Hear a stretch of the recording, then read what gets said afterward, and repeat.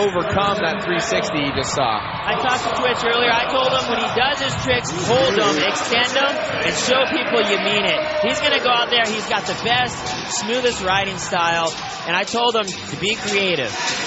Do you think it hurts him at all not hitting that first ramp? You know what? I think it's great starting off with the 115, and maybe a little bit, but the 115 means business.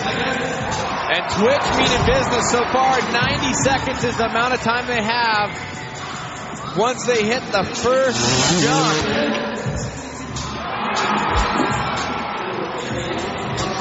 Now, I want to ask you, Brian, has Twitch ever done a 360? He's tried it in the foam pits a few times. It's not something I can see him going for right now on dirt. But he does have some other moves that he could pull out that he hasn't done yet, like the candy bar no-hander. And what about an underflip? He also has that trick or no? He's got a good flip whip that almost looks like a 360, and you'll see him do it probably right here on the dirt.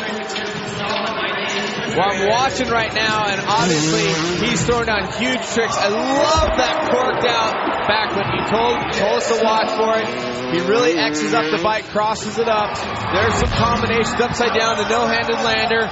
Is this a better run than Adams? I'd say he's definitely trying to battle him. Adams definitely pulled some tricks out of his hat. This is a special line these two guys are hitting, but it's going against each other, so I don't know what it's really going to do. They're both doing it. Nate landed with the one hand off. Twitch actually panic revving quite a bit going around trying to help the rotation. That means he held the throttle wide open while he's upside down. I think the problem here for Jeremy is that he doesn't have the 360. Obviously, his side saddle lander there. The other thing is his regular tricks aren't as big as Nate's. Yeah, his right side up tricks don't have the extension of Nate's. Nate's a tough act to follow. So Jeremy went out there and did the best he can do, and that's great.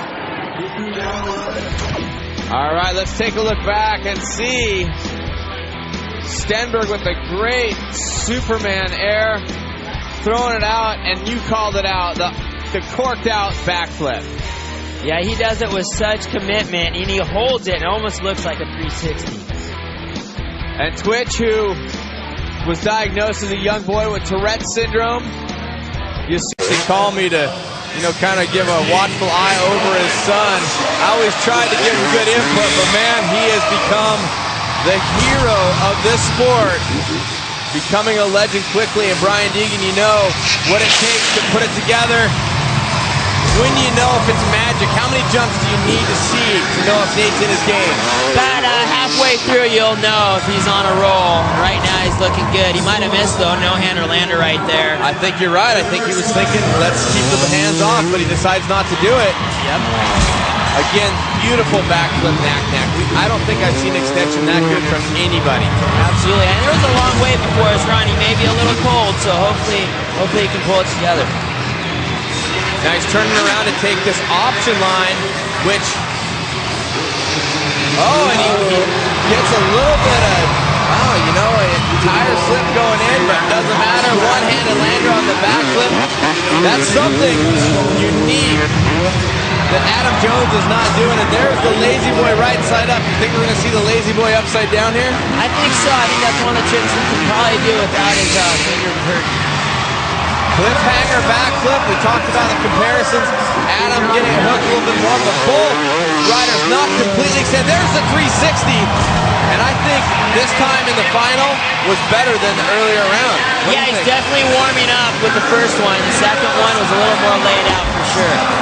And there was that lazy boy backflip. He had 90 seconds to prove it. And look at this, just for good measure, he's going to hit the 45-footer.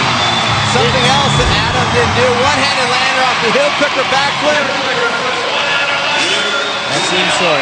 Fine with the backflip, something Adam didn't do. And a backflip, one-handed lander off the 45-footer is something he didn't do. Here's the transfer line. How important, look at that. Look how squirrely he was before it and still went for it. That's commitment. But I'm saying Jones brought the heat with the stripper flip, the Shaolin flip. New tricks. I think score higher. Here's the trick that you landed for the first time ever. What do you give him for score? Oh! Yeah. You want to get it flat, huh? I got to give him respect. He's pulling the threes out. And going a no-handed backflip.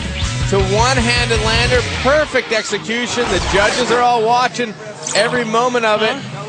Tricks 10, inverted variations 6. So more inverted variations than Jones did. And of course, like I said, he brought it the 360 out, which, you know what, I think that's going to be the breaking point for the judges. It should be, but realistically, with all the new tricks, look at the extension on that, reaching, trying to get flat back on the seat. That is the goal with the Lazy Boy. He got really close, lands it smooth. No disrespect to Adam Jones. I think he rode a heck of a event.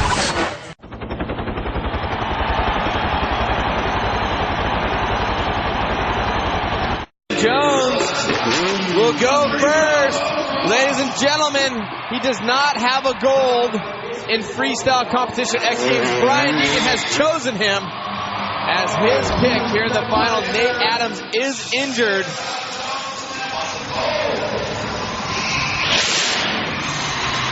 Now, I thought that was a mistake in his last run, but something he elects to do. The bars are up. He flips the bars up to be able to do a flip trick.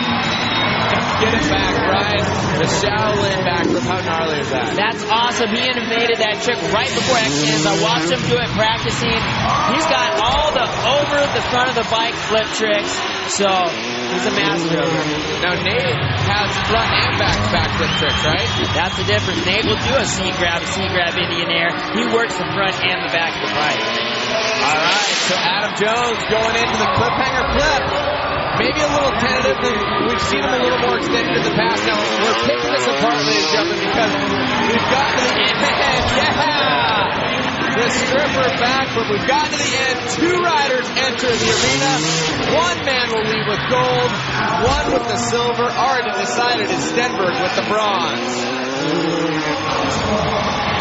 Jones is having a smooth run, landing all the landings perfect.